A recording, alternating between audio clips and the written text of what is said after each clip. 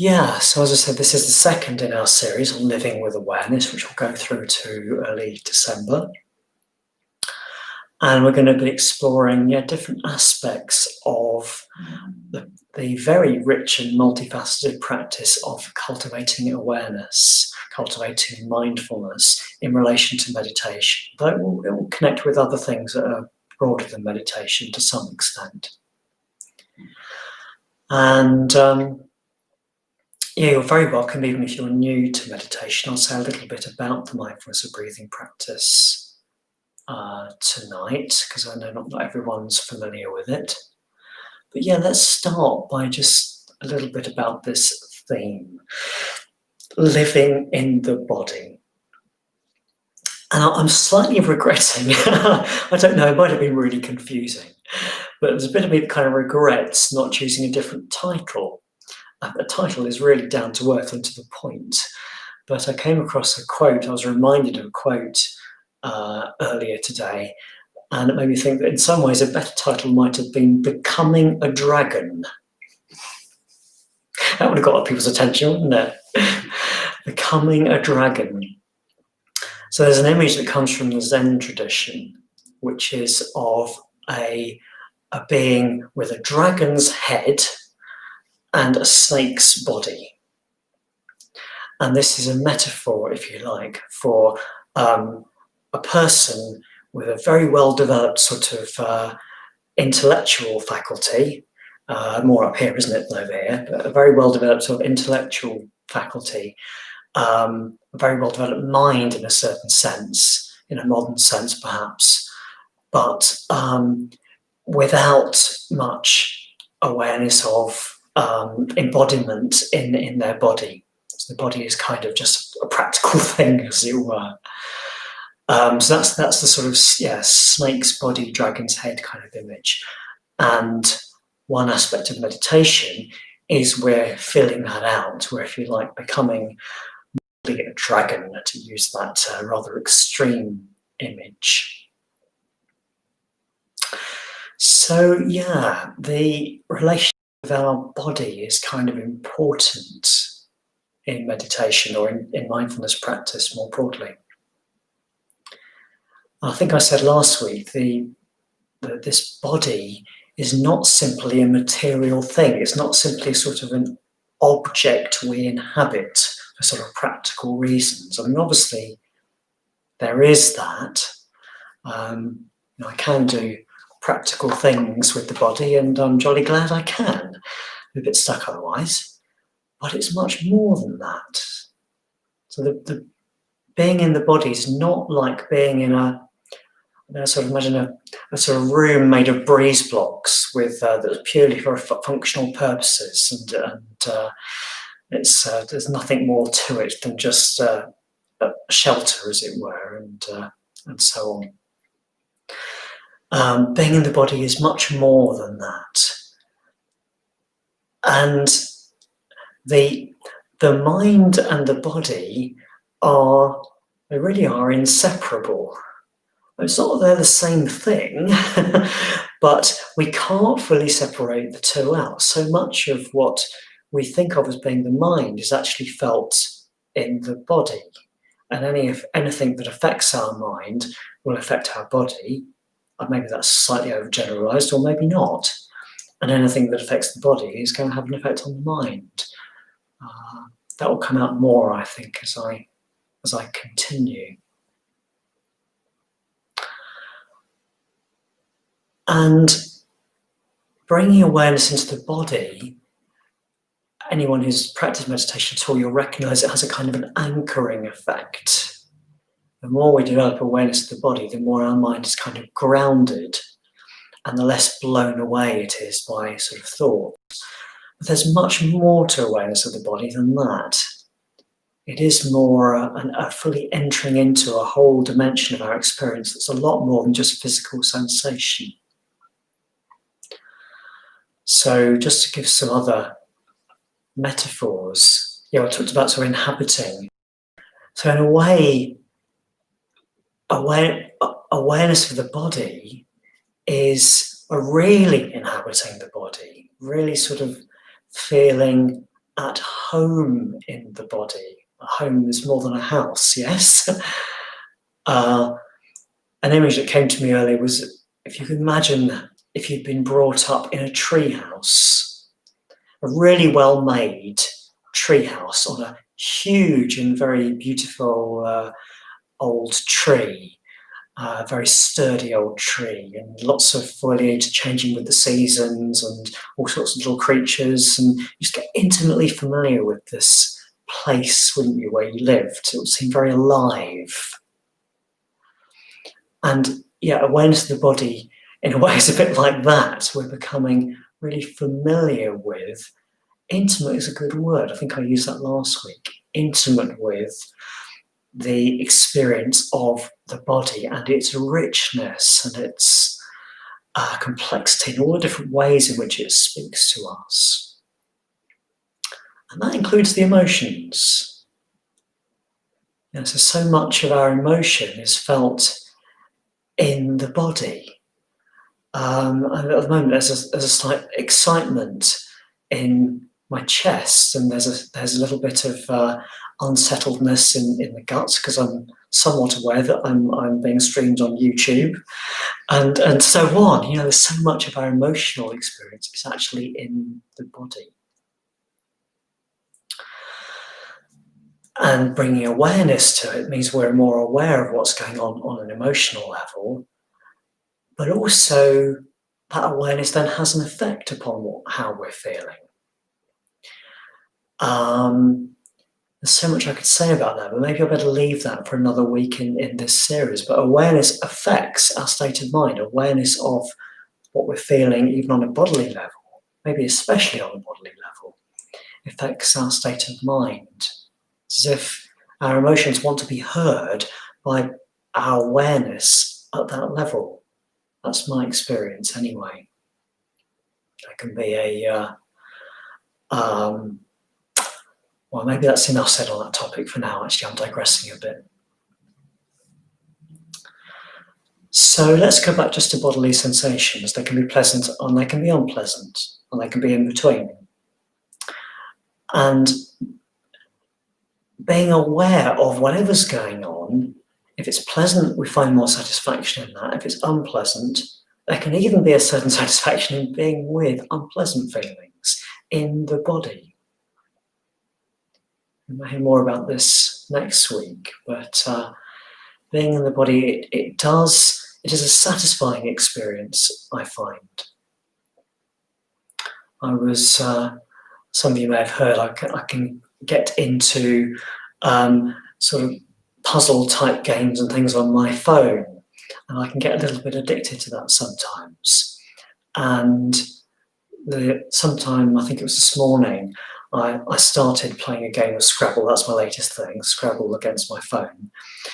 And quite quickly I thought, oh, hang on, I'm not sure I really want to do this. There's a kind of a pull towards it. I thought, I'm not sure I really want to do this. So I put it down, and I just quite naturally just found I was a bit more aware of my body, and noticed how much more satisfying an experience that was than the sort of addictive pull of something that was sort of more at a mental level.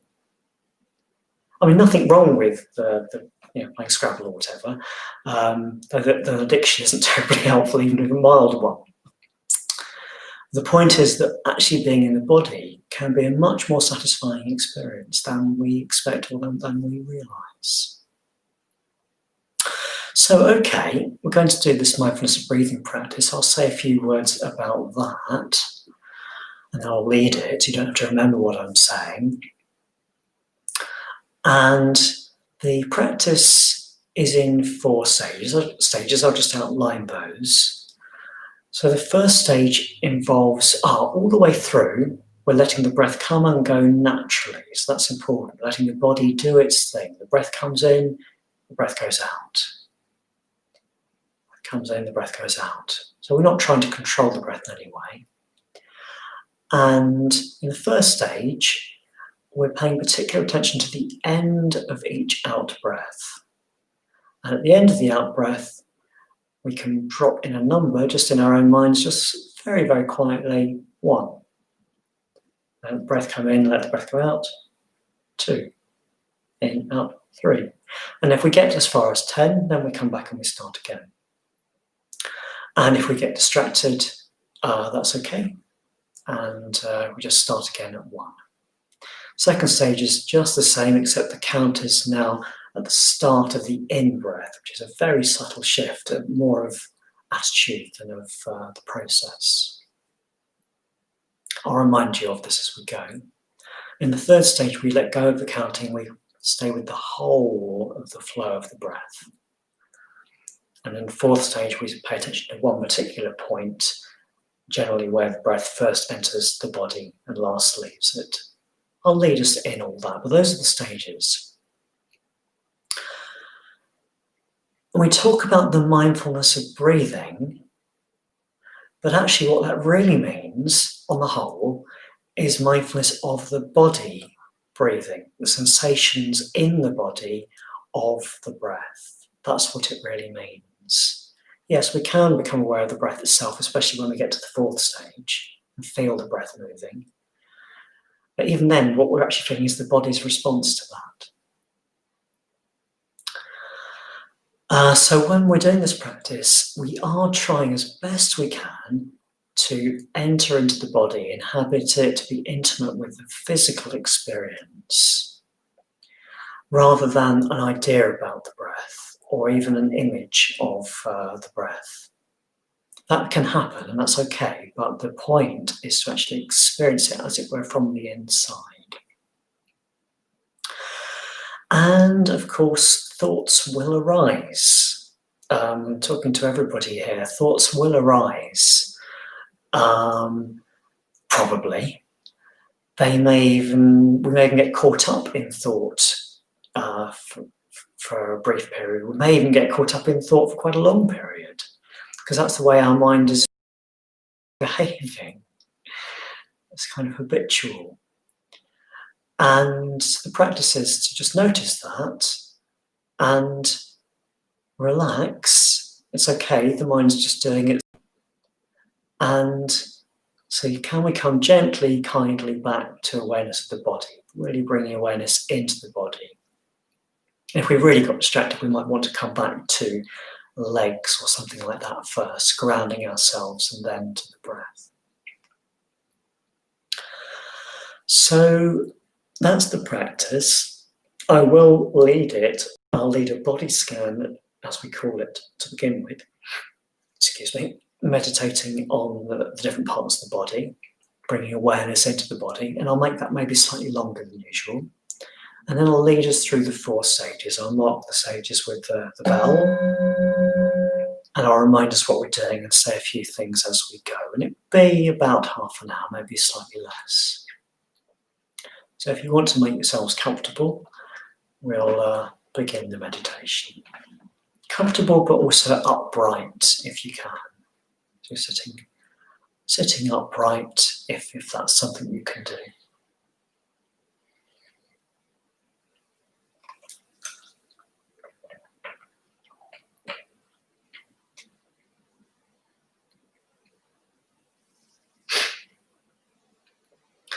So just settling into your meditation posture. If you find you need to make changes to the posture at the beginning, do that. But try and make a practice of not moving restlessly. Obviously, if there's actual pain or part of your body's going to sleep, then of course do move. If there's just a bit of discomfort, mild discomfort, or especially if it's just restlessness, it can be good just to stay still. Just to bring a patient awareness and a broader awareness to that.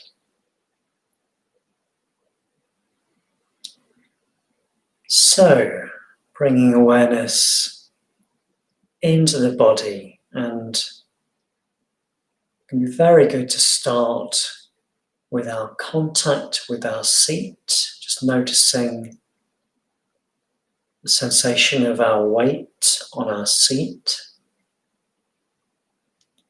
and also the contact with the ground.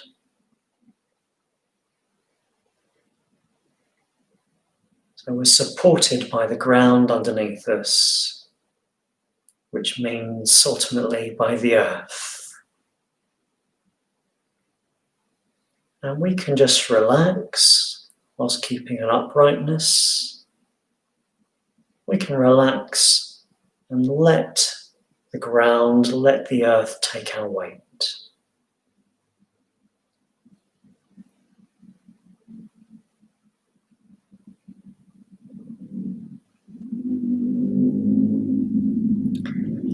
Bringing awareness into the feet.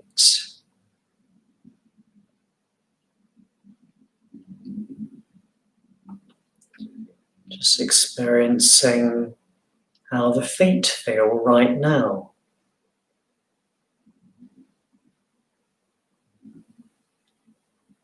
Just experiencing them from the inside, maybe noticing the temperature, sense of touch. There might be moisture.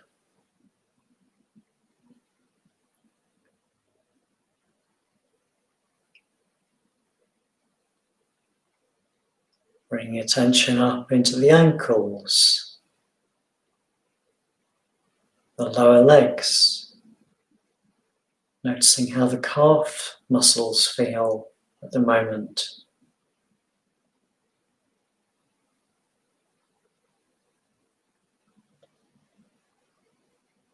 Noticing the touch of our clothes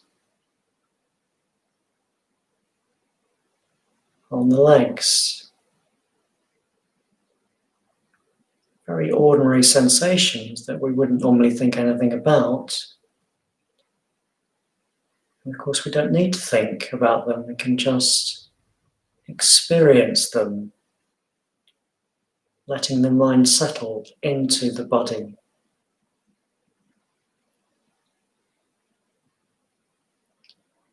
Bringing awareness to the thighs. Again, maybe noticing how our clothes feel against the skin. And how the thigh muscles feel.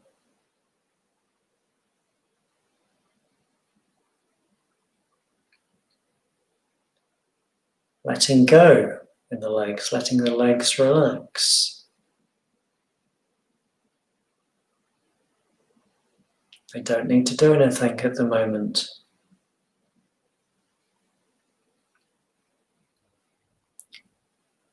Bringing awareness into the buttocks. Again, noticing the sensation of weight. Might even notice that the pressure of that weight is slightly more on the left or on the right. Just noticing. Bringing a magnifying glass, as it were.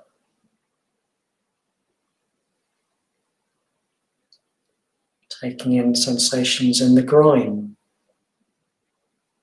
and in the hips.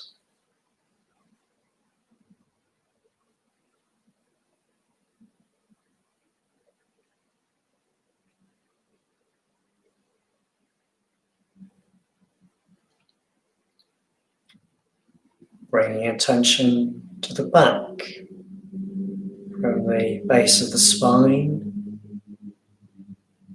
all the way up, letting the spine be straight without forcing it, nice and long. And noticing any other sensations in the back.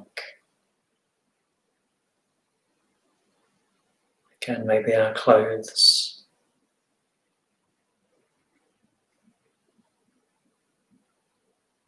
Letting the back of the neck be long.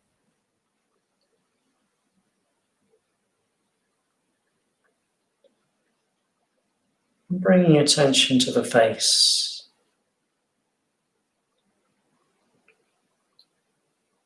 Noticing, experiencing how the face feels right now.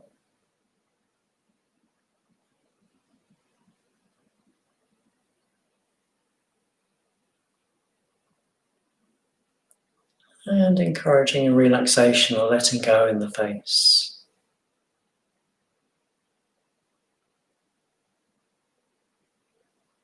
Noticing how that feels.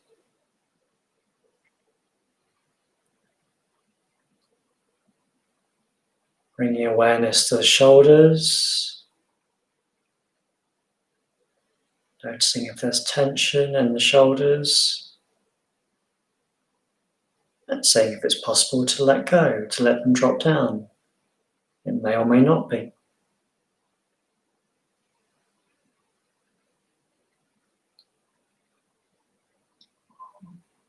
Bringing awareness into the arms, the upper arms, elbows, lower arms,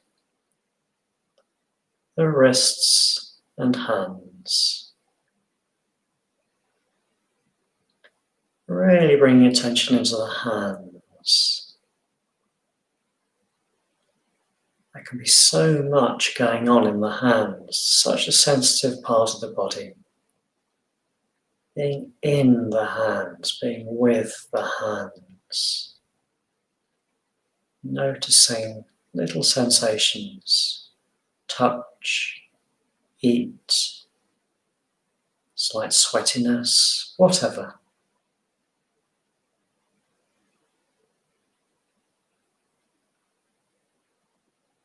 You might even notice the energy of the hands.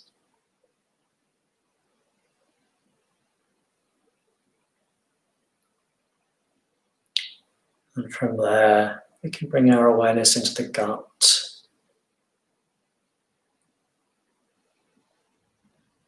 That can be an area where there's tension or unsettledness. Taking that in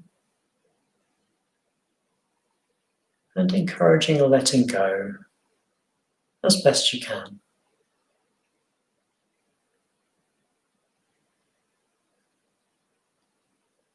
And bringing your attention up into the chest.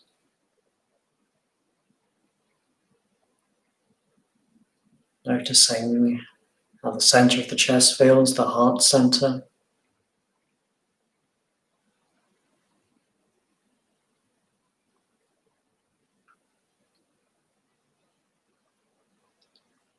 And seeing if we can have an overall sense of the body right now, or as best we can.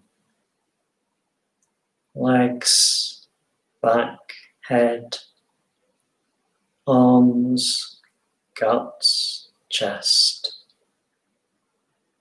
Not straining, but doing what feels natural.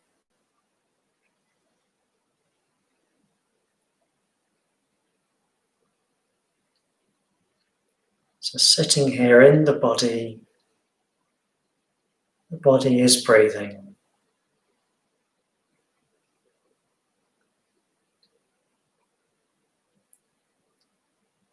So just letting the breath do its own thing.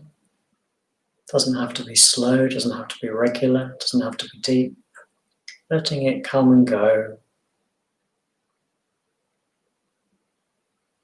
And just start to tune in to any sensations in the body that are moving with the breath.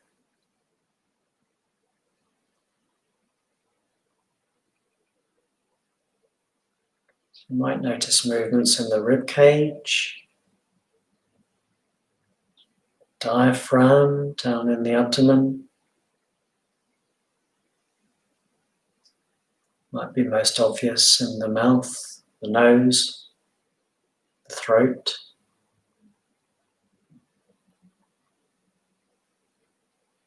It doesn't matter.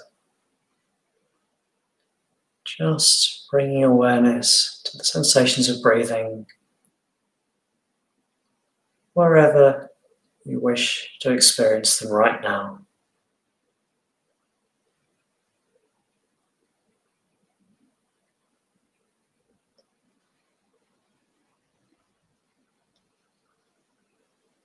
And then, as we move into the first stage of the mindfulness of breathing practice itself, putting our attention especially on the end of the out breath. And we can make a count Breathe in, breathe out 1. Let the breath come in and out 2. If we get to 10, starting again.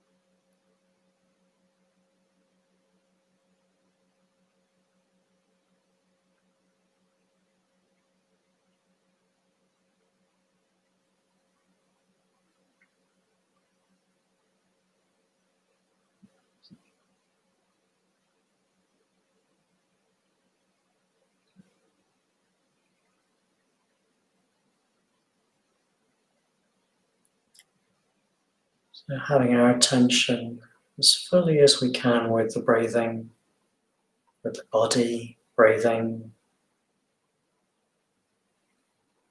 The count can just be a little thing coming in the background.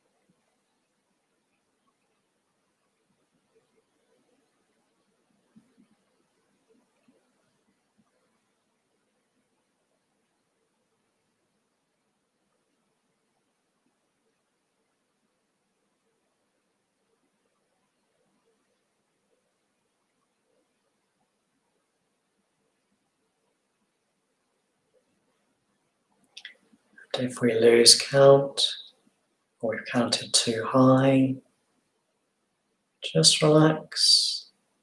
It's okay. Come gently back to the body,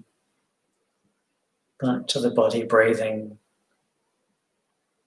Starting again at 1.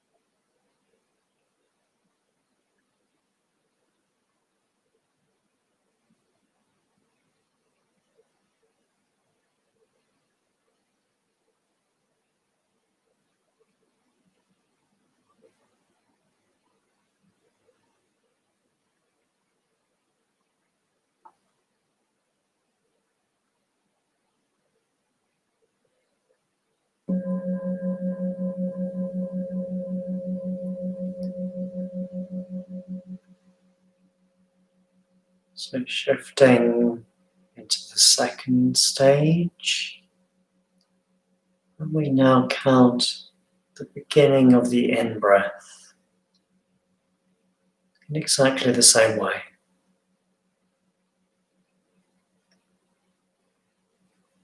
Staying with the actual sensations as fully as we're able to experience them. taking an interest in enjoying being in the body, with the body, as best we can right now.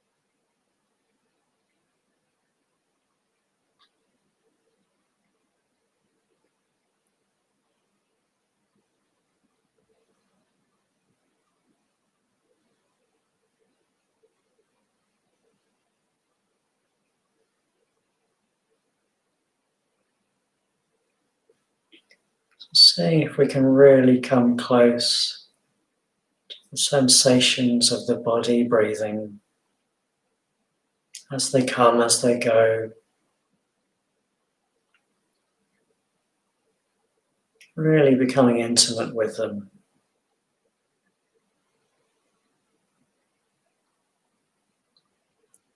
Or if we are getting caught up in thoughts, just acknowledging that kindly, maybe coming back to the legs and then the breath.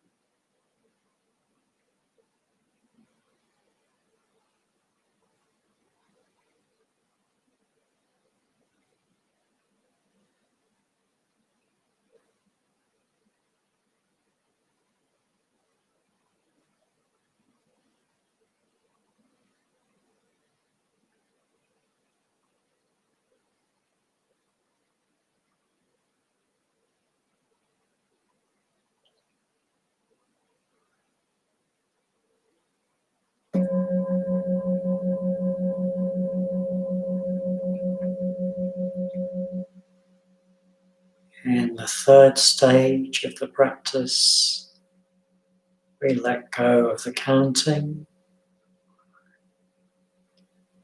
and we stay with the whole flow of the breath, all the way in and out, as best we can, wherever we most feel it, or wherever we want to follow it.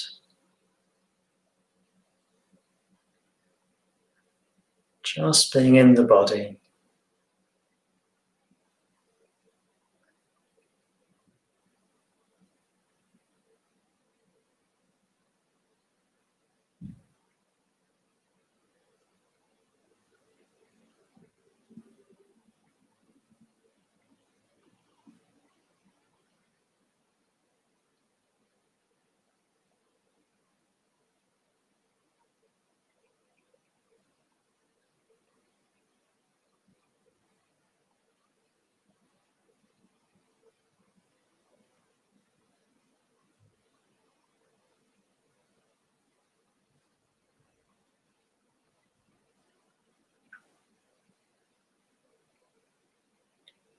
We may want to notice what's pleasant what's enjoyable or satisfying in the meditation. Even very small and simple things. Is there pleasure?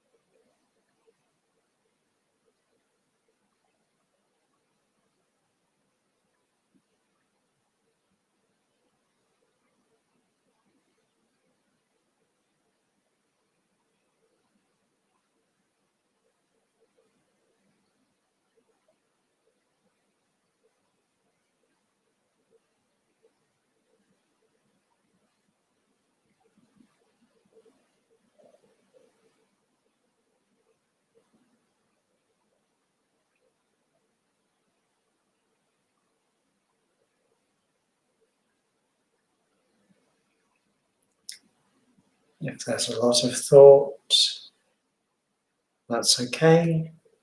Just letting it go, coming gently back into the body, anchoring in the body, and then returning our attention to the sensations of breathing.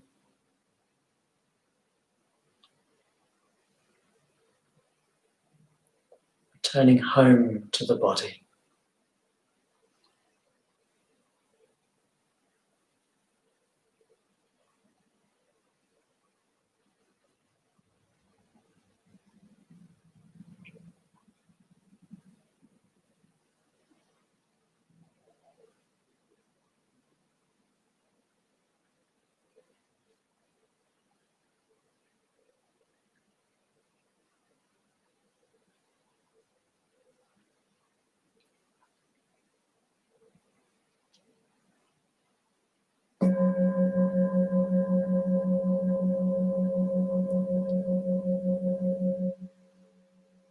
So now, if you're ready, moving to the fourth stage.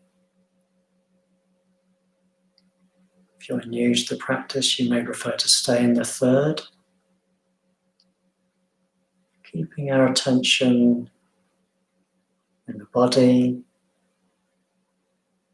especially in the place where we first feel the breath enter and last feel it leave, with a background awareness of the body more broadly.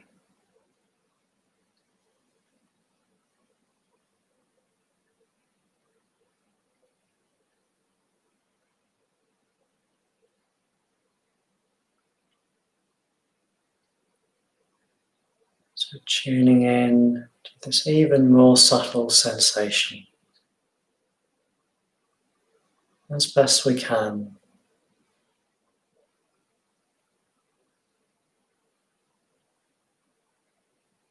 Maybe even finding richness and pleasure in this very small sensation.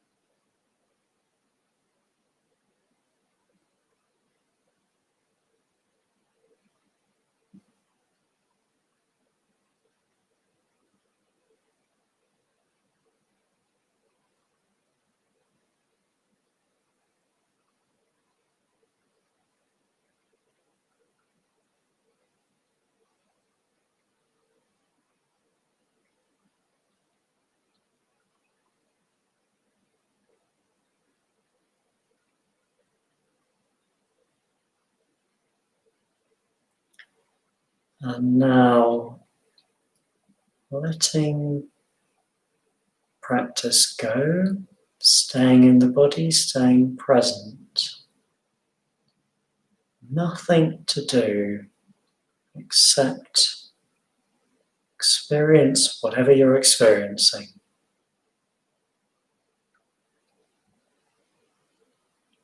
Just taking in how you're feeling right now.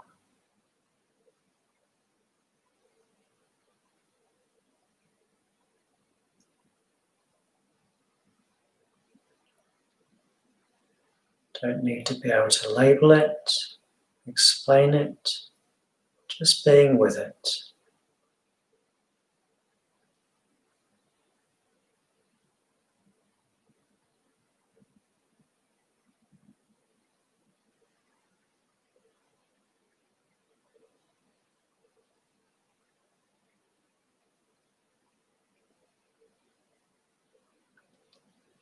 And in a moment I'll ring the bell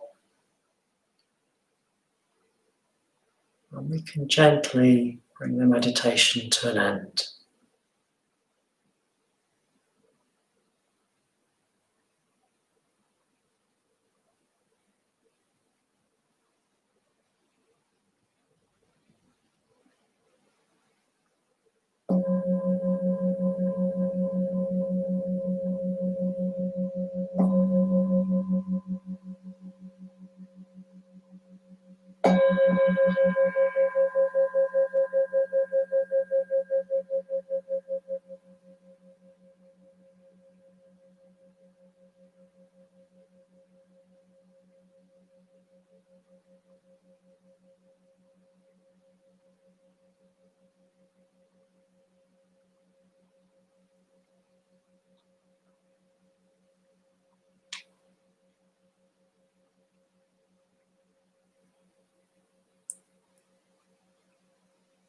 It's an amazing bowl.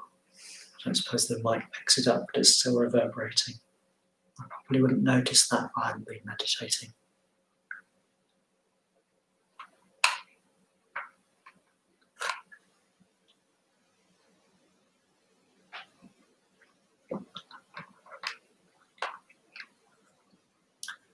So I hope that was a meditation that was valuable or had a sense of satisfaction. So just to perhaps reorient you to what I was talking about before, that whole thing about becoming a dragon. Maybe in terms of that rather strange metaphor, you feel a bit more dragon-like now, the snake's body a bit more filled out just now. And maybe the qualities of sort of inhabiting the body, or that metaphor of inhabiting the body, being at home in, being intimate with sensations of the body, may resonate. We talked also about the sort of satisfying quality of being in the body, whatever's actually going on. Those are some of the things I mentioned earlier. So there's an opportunity now to ask questions if you have questions. But I'd also ask you, what's it like when you're able to be more in the body? Whether that's in meditation, maybe in this meditation, or at other times. I'd be interested to hear that, or any other comments you would like to make about the meditation we just had. So questions, comments, or anything to do with what's it like being in the body. Do feel free to add things to the chat, or indeed I encourage you to.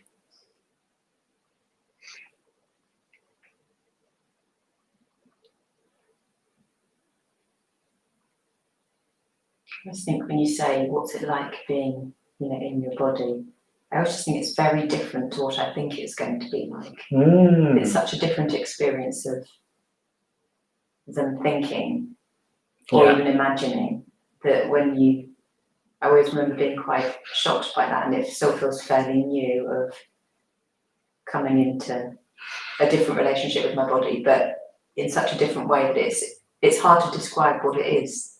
Yes. Because it's not like, oh look, there's my feet or whatever. It's like, or even sensations that you expect aren't. It's like they're not there, but something different is. But sometimes I don't have the words to describe. Yes. Yes. That's partly the difficulty of. It's the difficulty of teaching meditation. Yeah. No, thank you, Liz. That's great. In a way, that's sort of when I mentioned that thing about sort of Scrabble, and then actually, oh gosh, this is quite satisfying. It's like, in a way, it was surprising. It was also familiar. I've done that so many times in different ways, but it's also, oh gosh, yes. It's so used to the mind circling around in thoughts, and you can forget something that I'm sure we've all experienced, which is actual bodily awareness. Linda's put a comment in saying, I love the fact that feeling in my body tells the truth of how I am actually feeling. With the actually in capital letters. Yes. That's true too. Yeah, we can so have a wrong idea about what's actually going on. And the body does actually tell us much more often than the rational mind. The rational mind is an incredibly helpful part of ourselves, but it's only part. There's much more going on. Yeah, and she adds to that. I used to often say, I'm fine, when I actually wasn't. Yes. Yeah, I expect many of us have done that. Thank you, Linda. Yeah, we can even think I'm fine because we're a bit vague about what's actually going on, or even not at all aware of what's actually going on, but it's here, as it were. Yeah, anything else, anybody? Any other reflections? What's it like being in the body, or what's it not like? And it's to do with what I said earlier. Andrew says, I find there's a strong relationship between my experience of my body in meditation and how I am. And he agrees with Linda's experience.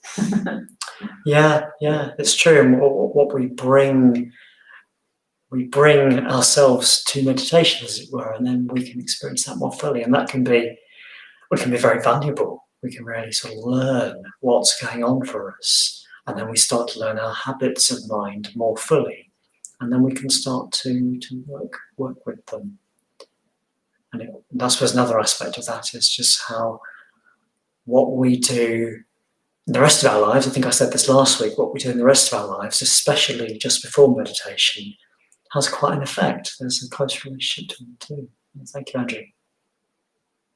And Claire said, I had some slight discomfort in various parts, which wasn't pleasant, but being aware of it was strangely satisfying, as you say.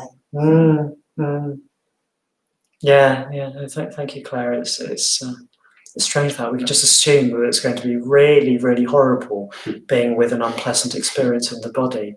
And yeah, it's unpleasant. But actually the quality of bringing awareness to it brings in something different. It might still be an unpleasant sensation in the body, though sometimes bringing awareness changes it and it's no longer unpleasant in the same way. Yeah, thank you for sharing that. That's interesting, wasn't it? Because often we bring more tension to something by not pushing it away. It's strange, isn't it? Yeah, it is. Yeah, it's very true. Yeah. We're wanting to not experience something, and that kind of resisting it and getting caught up in thoughts about it actually builds up tension. Whereas, ironically, if we're able to bring a broad and especially if it's a kind awareness to that physical painful experience, that often has a positive effect upon the tension or the pain, and at the very least, it brings in a nurturing quality in a different way. Yeah, Alison comments, what you resist persists. What you resist persists, yes. Very good, yes. And Andrew's saying the discomfort is so often about the story we bring to it. Yeah. The Buddha talks about the two darts, and if you're all familiar with this, sort of we have an unpleasant experience, whether in the body or of an emotional nature, but then that's like being hit by a dart, and then we fire another one at ourselves, which is all the pain of, oh, make it go away, this is horrible, and all this might happen, and that might happen, and blah, blah. And that second dart is often, in fact, probably most of the time, more painful, even much more painful than the original one. Sometimes there's a third one, actually, which is, oh, I shouldn't be experiencing this. Why am I doing this to myself? Again, I'm a really bad boy, you know. That's a useful one to not have in meditation. When you get distracted, okay, that's all right. It's not giving yourself a hard time about it. Yeah. And Sam says thank you. Sam, thank you. Any last thoughts, questions before we wrap up? I can see them all typing really quickly, trying to get a last question. But no, nothing's coming through. That's okay. All right. Well, if there are any very last minute ones, Liz, do say. Otherwise, a couple of announcements. So on Sunday the 15th of November, so that's what, 3 weeks, 3.5 weeks time, we have a meditation morning. So that's called, it's got a title which is The Jewel in the Garment. It's a metaphor for the riches that we're carrying around, very profound riches that we carry around without being aware of it. That's Sunday the 15th in the morning. That's going to be over Zoom, and you although it's online and without charge, you do need to book. This is sending out a link for that. That's going to be led by Vidya Saki, who the regulars to this class will know, and Stephen Powell. I'm sure it'll be a very good morning. And then next week, we're doing the Maitreyabandhu, I believe, and Priyadaka is going to be leading that. And it is called The Taste of Freedom. So how's that for a title? The Taste of Freedom. So that's next Thursday, the third in our series. Do please subscribe to our YouTube channel if you're interested in what we're doing and you want to support it. That helps its profile grow in YouTube. And of course, if you've got friends who may be interested, please tell them. And lastly, you don't have to give us anything for coming to these classes. You're completely welcome not to. And we do need money to run the Buddhist Centre. So if you're able to and you want to help us, please do give, especially if you can give regularly. You may already be doing so, in which case, thank you very much. Liz will post a link for that, for donations. So that's about it. So I hope to see you next week, but you won't see me and I won't see you, but we'll still hear that we're here together, practicing together next Thursday, and see many of you on Saturday for the course. So good night from us. Good night. Good night. And thank you for coming.